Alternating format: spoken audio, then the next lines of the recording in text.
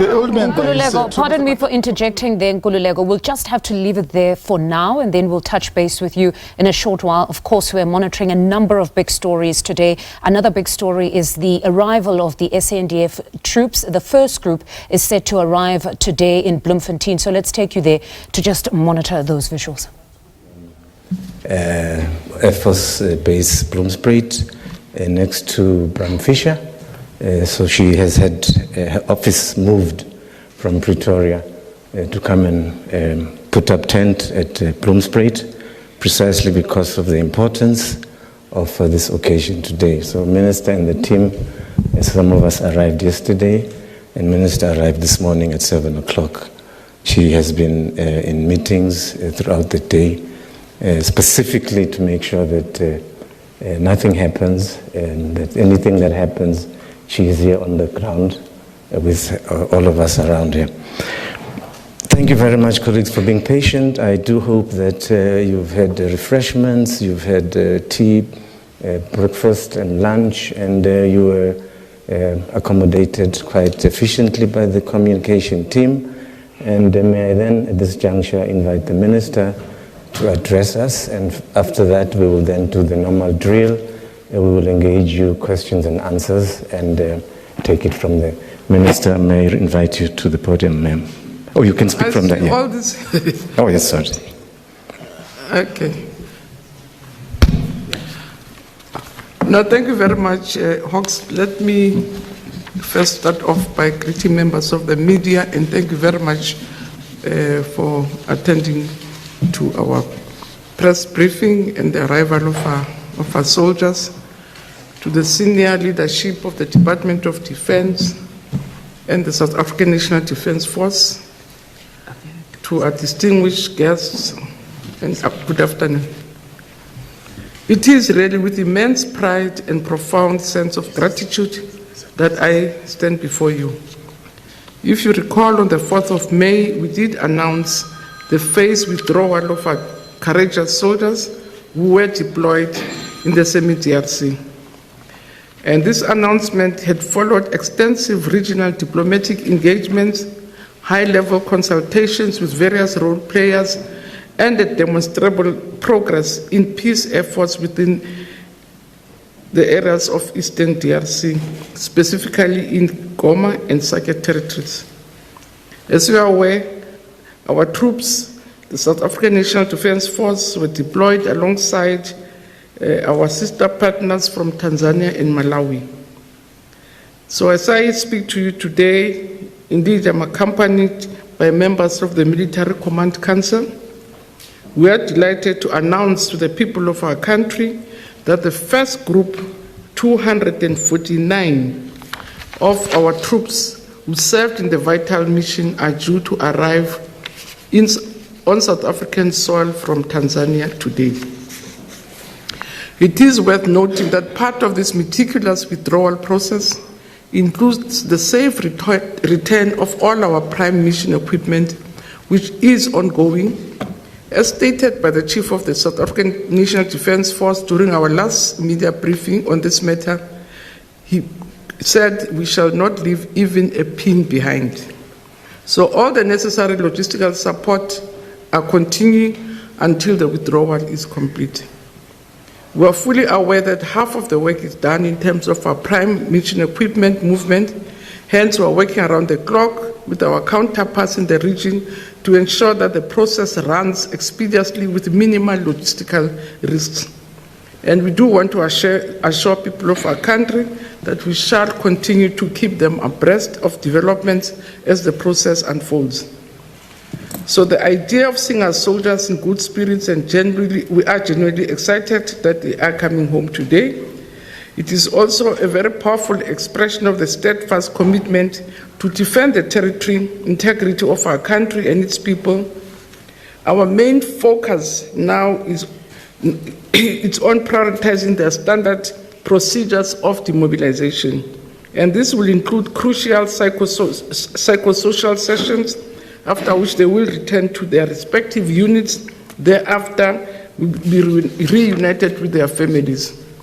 So allow me to take this opportunity to extend my heartfelt thanks to my counterparts from the Summit DRC The troops contributing countries, mainly the United Republic of Tanzania and Malawi.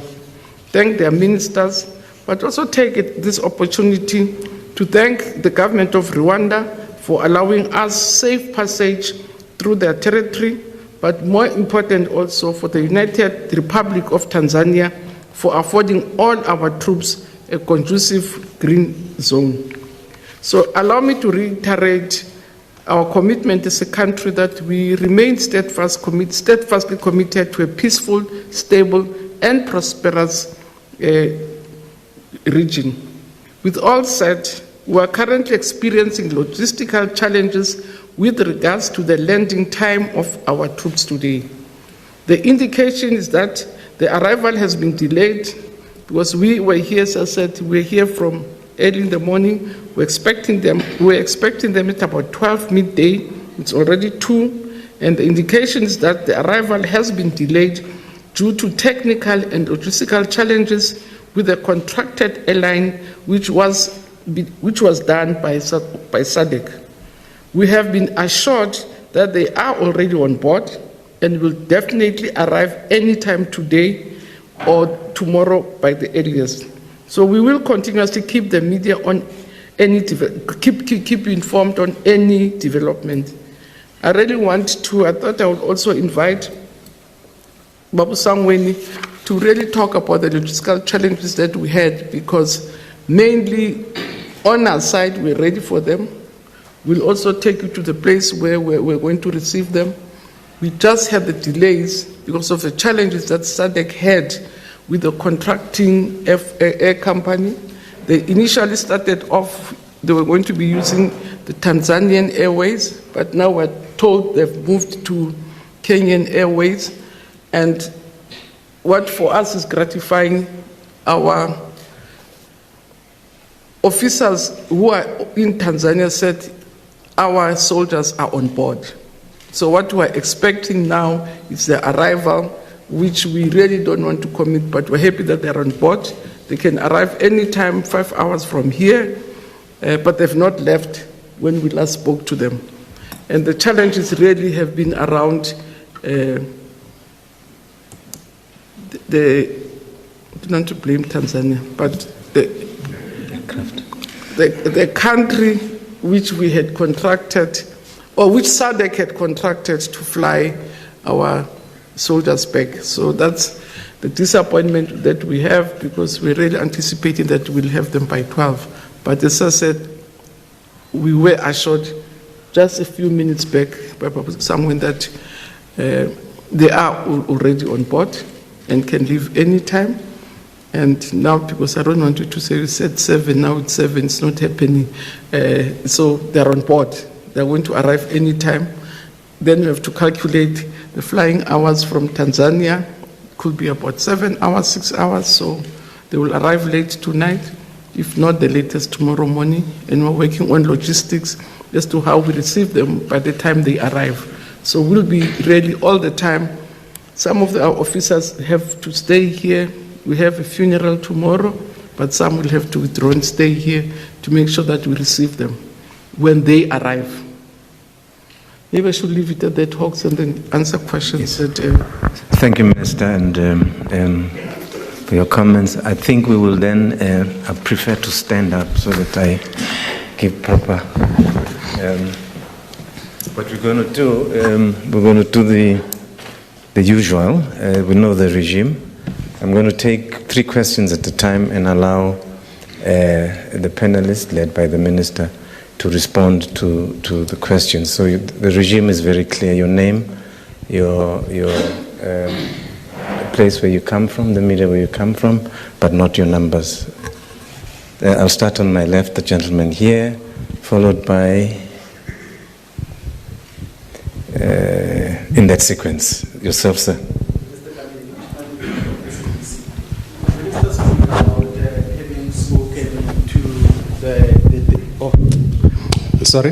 Ishmael Mudiba, SABC. Minister spoke about having spoken to the team just before they left, and she made a reference to the fact that they might land today or tomorrow.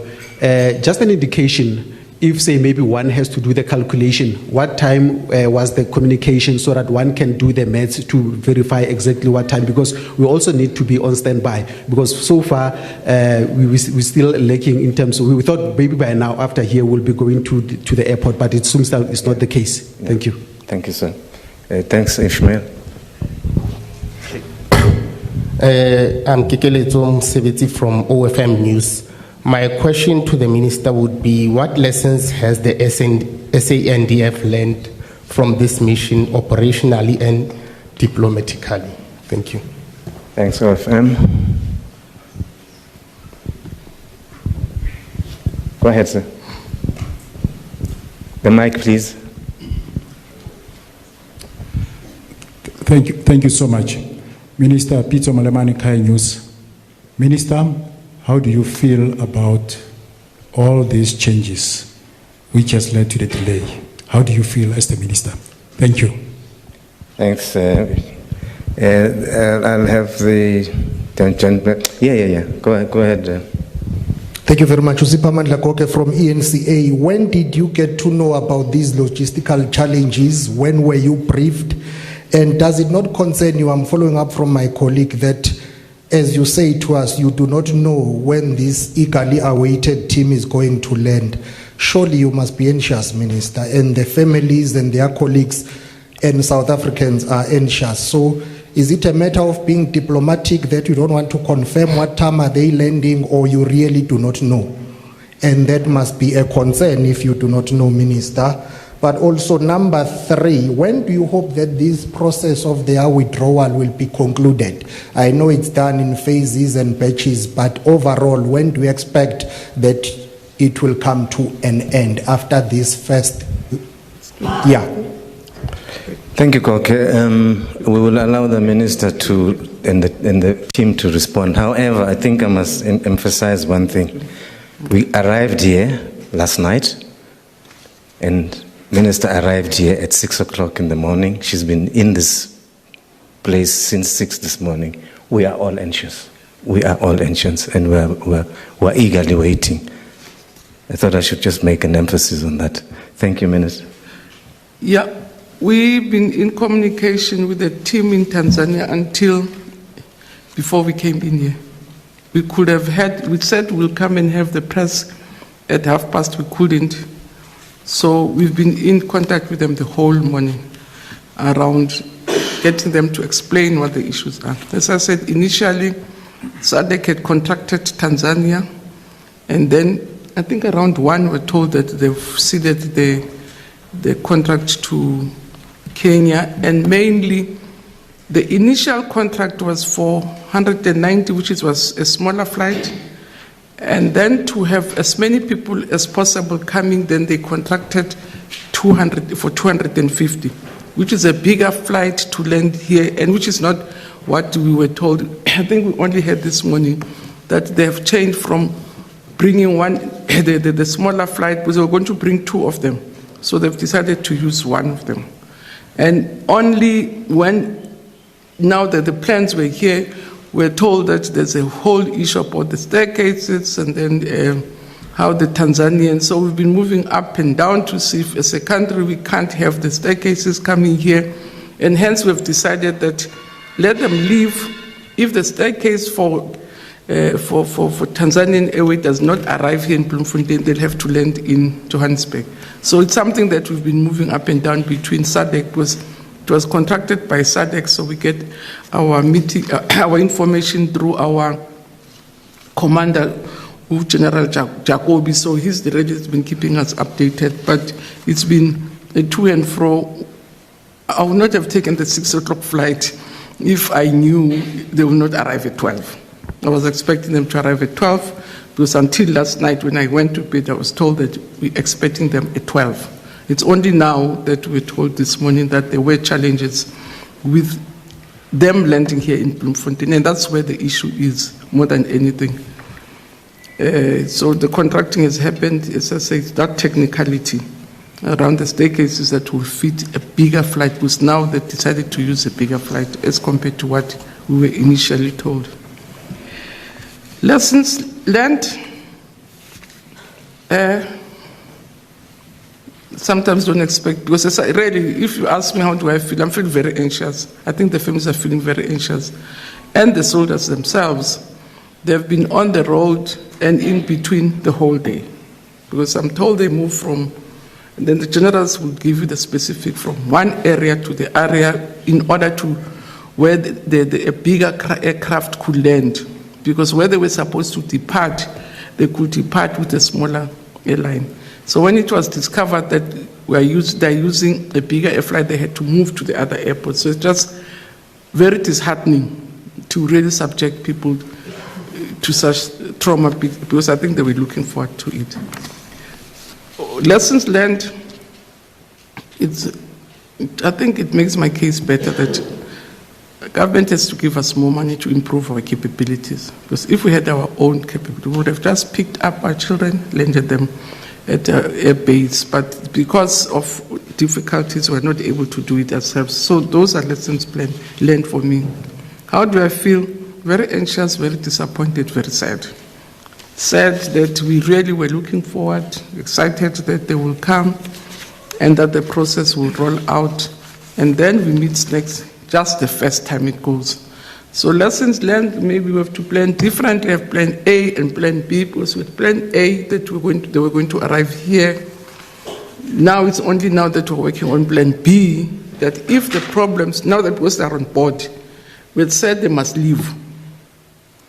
We will be able to communicate to say they go to Gauteng, where it will be possible to do everything else, or they arrive here as planned if indeed the technical problems about staircases is resolved. So how do I feel? Very disappointed, very anxious, because we're waiting for them in anticipation. The time for landing to work backwards, let's just say the last information that we got, even now around 1:30, that they were on board. What we did not get was whether the plane has left, but they were on board. And our concern is that we don't want them to sit too much on board, and that's why the Chief of Joint Ops said they must leave. So we expect them, so we can work around 7 or 8 hours, and we will communicate if we've been able to resolve the Bloemfontein, or they will land in Gauteng, but they should be able to land between OR, because OR, there are all the facilities which are going to make it easier to deal with the landing of a big plane as compared to anywhere else. So if we're not able to resolve the Free State today, we will definitely ask them to land in OR, where we know that there won't be logistical problem, though it's not maybe, it will not have been our preferred place, but just for the sake of the process that we said they must leave. So I didn't get the last one, because what we got when we left around 1:30 is that they were on board. And they've been instructed to leave. The time for process, it's moving faster than we had anticipated, because we're going to move in groups of 190, a break, 100. Now they're coming with bigger flights, it's going to be even much more quicker. So, which means Joint Ops will have to rework a different timetable. But what we're anticipating is that by end of June, we'll have completed the process. And I think they'll spell out what the process is when they arrive, what happens in the first 3 days, and then go to their units, go for psychosocial support back at their bases, and then be allowed to go home. But we're anticipating that the plan was that it will be finished by the 25th. But now with the fast tracking of using bigger flights, it might even be shorter than that. So which means Chief of Joint Ops will have to work a different timetable now that they're using bigger flights as compared to what we had initially anticipated. So I'm not sure, Chief, you want to really say what is going to be the process when they arrive, and as I say, just confirm that we are saying we're working on, our initial plan was end of June, but with the different flight that SADC is commissioning, it really means the timetable also changes, or it will change. Chief Ops.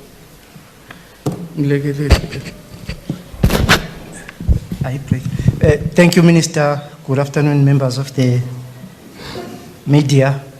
I'll touch base, just actually amplifying what the Minister has provided.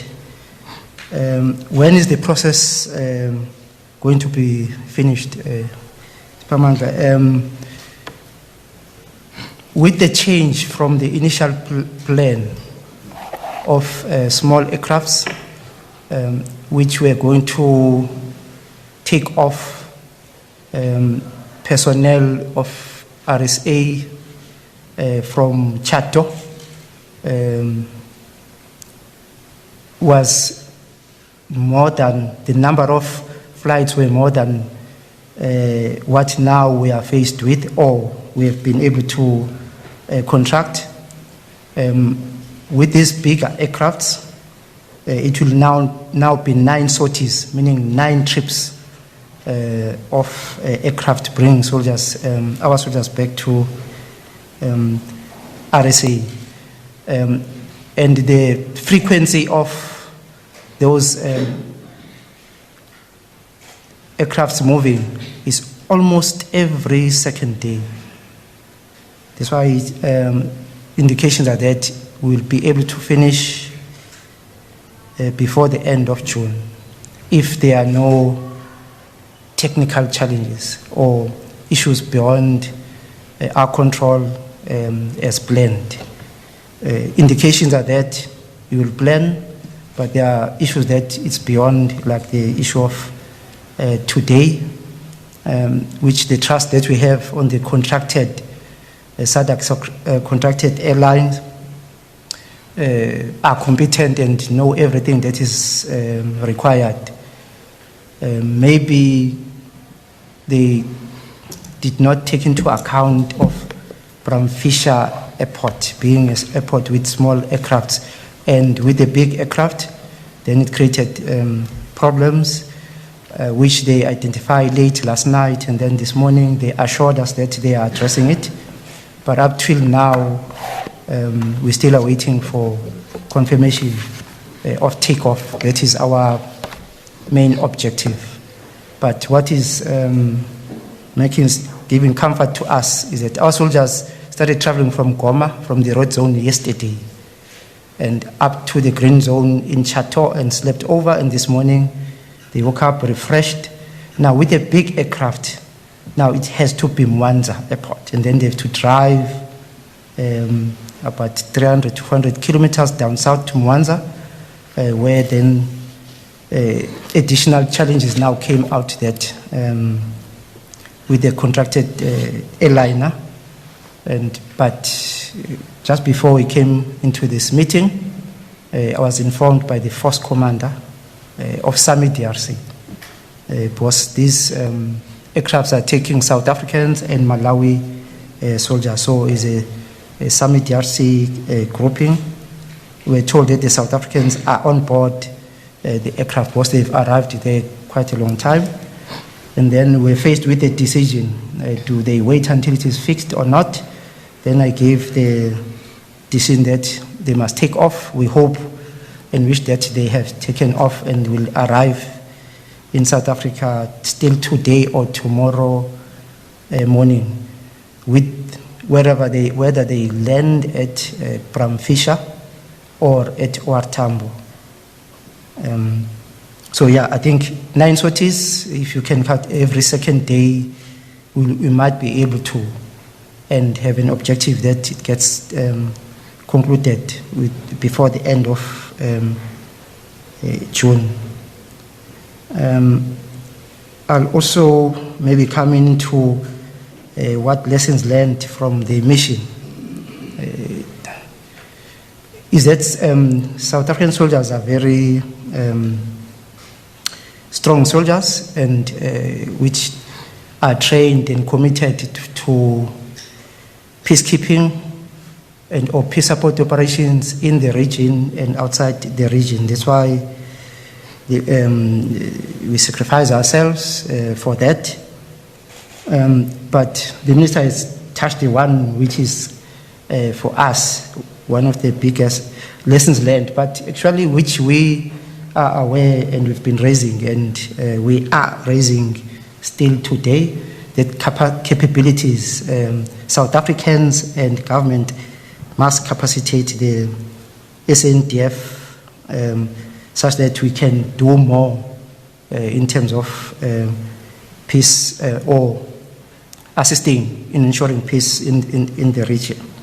As the media, you should also be propagating for us to get adequate funding and modernized equipment. Will do more than what we are doing now. I think we can say is lessons learned to the SANDF, and it should be lessons learned to you members of the media and all South Africans. Thank you, Minister. Thank you very much, colleagues. We'll take the next round. The gentleman at the back in a white shirt. The lady at the front. I'm a bit concerned. You're sitting on the floor and it's very cold, and those are tiles. I hope you don't get sick by the time we're done here. The lady in front. I'll give you another round, Ishmael. Let me start with the new colleagues. So it's number 1, 2, 3 in that order. Thank you very much. My question is directed to General Sangweni. My name is Kara Mafukwane with Newsroom Africa. General Sangweni, I just wanted to check the troops, when they left for the mission, what mode of transport did they use to get to the DRC? Secondly, to the Minister, I'm not sure if you touched on if you said you were in contact with the leadership of the troops there in Tanzania, but I just wanted to find out what the mood is like amongst the troops in that unknown aircraft. Thank you. Thanks, Newsroom. I don't want to call your name wrong again. The young lady in front. The mic, please. Good afternoon. It's Shonisani Shikarange from Times Life and Sunday Times. I just want to find out, are families of the returning troops being engaged, and what form of support are they being offered? And I'd also like to find out what were some of the challenges that the troops faced on ground during their withdrawal. Thank you. Thanks, Times Live, and the last gentleman here. Thank you so much for the opportunity. It's Michael Mbewe from SABC's Channel Africa. To the Minister, I think my colleague there, the last question, she covered it, but mine is to find out whether, with regard to the aircrafts, is South Africa compelled to follow the protocols of SADC? Was there any leverage to say, okay, we can use our own resources to bring our soldiers? Thank you. Can you repeat your name? I didn't get it. Oh, Michael Mbewe, Channel Africa, SABC. Channel Africa. Thank you, Michael. Minister. Okay.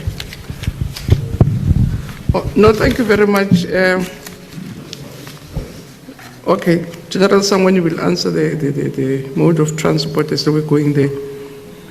The communication with the team in Tanzania was happening through General Sangweni as the Joint Ops leader, and also Abu Shabalala.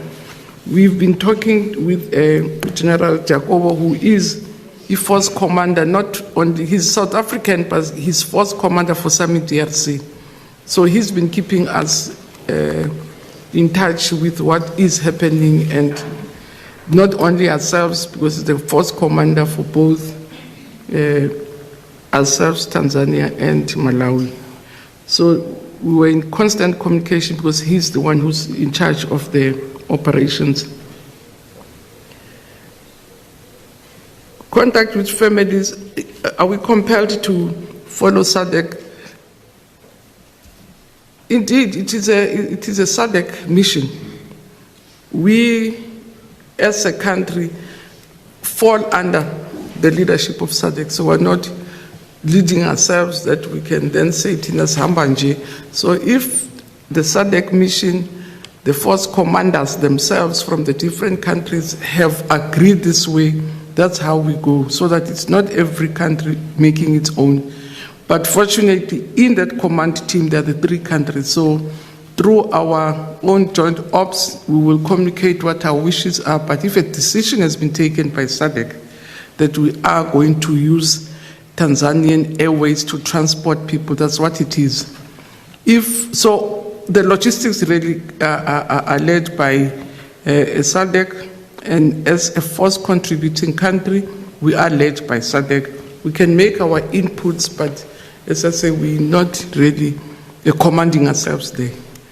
Though perhaps the force commander is a South African, but he works in a team with the Tanzanians, with the Malawians, led by the secretariat. The whole person, people who do the procurement, is the secretariat which comes from Botswana. So, so all the logistics are worked through by them. Contact with the families, yes, indeed. That's why, as much as we're disappointed, we know families are very disappointed. They were at least even they know what is going to be the process, that they're going to arrive here for 3 days, be assisted to psychosocial support, take back to their own units and camps, and then go back home. So the whole process managed by HR is also spelled out, and everybody knows what to expect. So, General, to say, 2023 bengekho so sayixaqisa.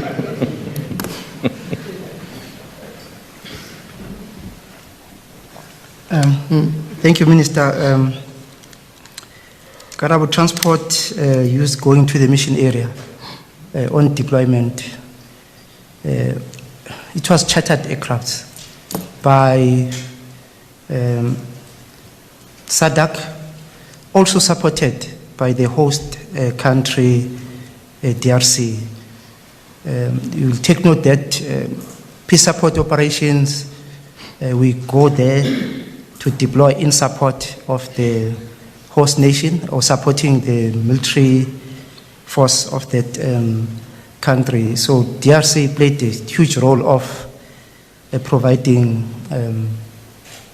air transportation to take soldiers on deployment. Maybe you're asking why our Air Force, I reiterate, even when our Air Force, they've got enough capabilities, then we will have used our Air Force. It was not prohibited. Movement of forces is that TCC against reimbursement. But with this one, mainly it was SADC as well as contracted aircraft as well as the DRC. What is the mood of soldiers as they are on board?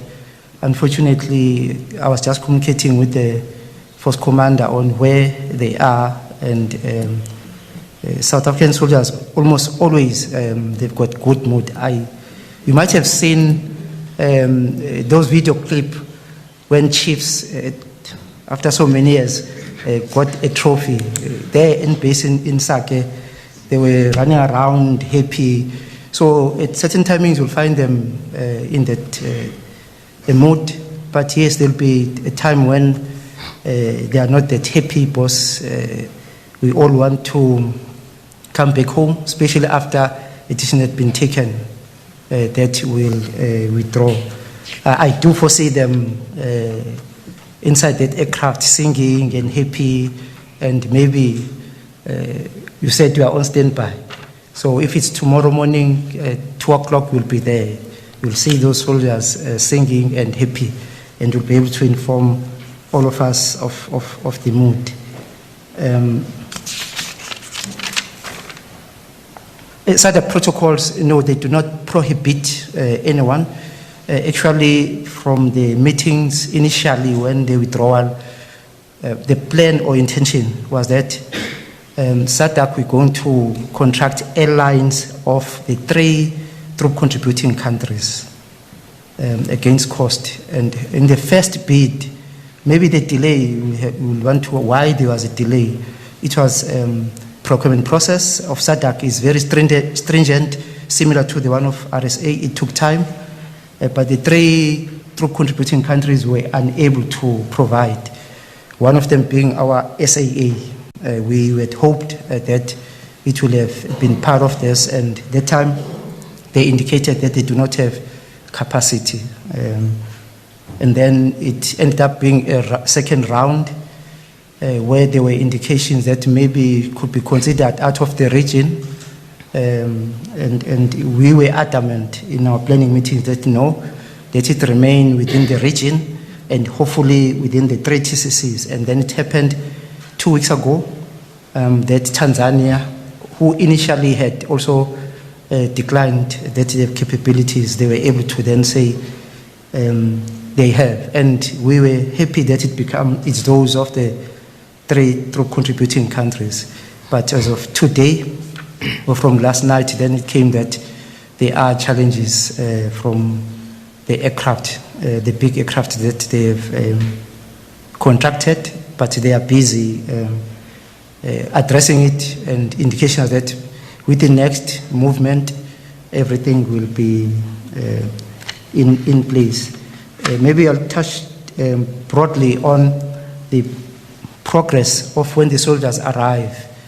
We had said sometime that we are faced with soldiers who need to go home, but there are processes in the military that need to be conducted or undertaken, which then we have limited it to not more than 4 days, 3 to 4 days. Mainly there it is what you call demobilization very broadly, and then the specific psychosocial support we have here from SAM standing in for SG, General Tulo. They've got social workers and psychologists who take the soldiers as a grouping and or individuals through to assess their state of mind, and where they find there's a need to refer. All right, live visuals there from Bloemfontein at the briefing with the arrival of the first group of 249 SANDF troops expected tonight or tomorrow. The arrival has unfortunately been delayed, but we are told it's due to logistical challenges around using a bigger aircraft, nothing related to security, which would be important to also clarify given the volatility in that region. But it was anticipated that the troops would have arrived at 12 p.m. Minister Mochega there, however, confirming that the troops are on board the contracted airline. The military council is also present to welcome the troops from the DRC. As stated a bit earlier, today is a very fluid program. We want to take you to the Eastern Cape now.